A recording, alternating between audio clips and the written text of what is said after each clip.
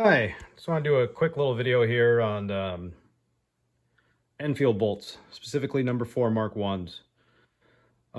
So say you're wanting to reload your brass, okay? Especially nowadays, not everyone, but if you're considering, if you got a number 4 Mark 1 and you're wanting to maybe get some more life out of that brass, typically what you'll find is that you need to get a bigger bolt head, right? A lot of these, not all of them, but a lot of these, they're war horses, right? They've been used, they've been loved, they've seen the 7 Cs, and they're not always friendly to reloading. A big part of that is due to the way the chambers are cut. The chambers are cut wide. They're cut to compensate for any dirt, grime, grease, or anything like that. I mean, they're made to be reliable in wartime type environments. Okay. However, just changing out your bolt head or getting a new bolt head isn't always going to fix your problem.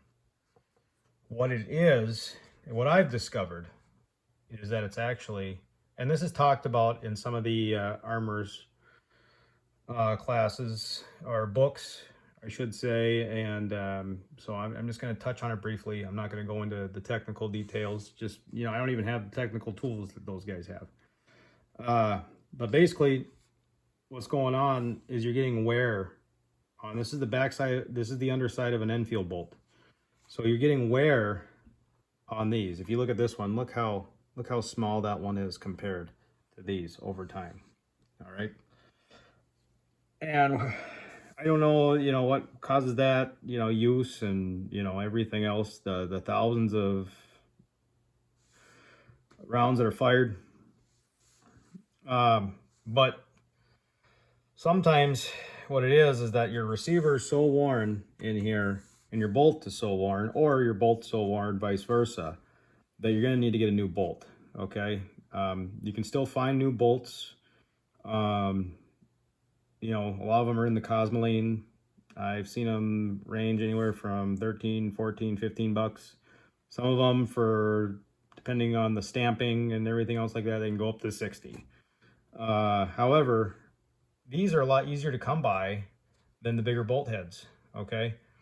All I really see is number 0 bolt heads, number 1s maybe. I never see number 2s or 3s anymore. I did come across a number 1 and a number 2, and it was just ungodly. They wanted like a third of the price of the rifle for it, and it was like, whatever. There is a video out there of a gunsmith who actually did a weld on these and added to that. I suppose you could have that done too, but there comes a point in time where you start dumping money into something, and is it worth it? Anyway, so if you're considering reloading your brass and you're getting some head case separations when you do that, okay, if you can't come across a new bolt head, or if you're not getting the gain in here, then you should get a new bolt. One or two I've had to go through. This is my box of Enfield parts here. I've acquired many over the years, different odds and ends, new, old, used, and I would just recommend that, if you have one of these and you shoot it a lot, and it's kind of, your go-to rifle, your woods rifle, your homestead rifle, whatever it is, or it's just a fun shooter and you like it, instead of going out and spending $30, $40 on one of these, see if you can come across a old stock bolt and try that. Or maybe you've tried that already and you're still not gaining, try a new bolt.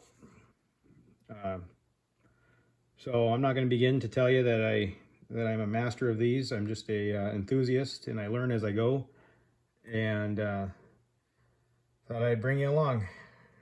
Thanks for watching.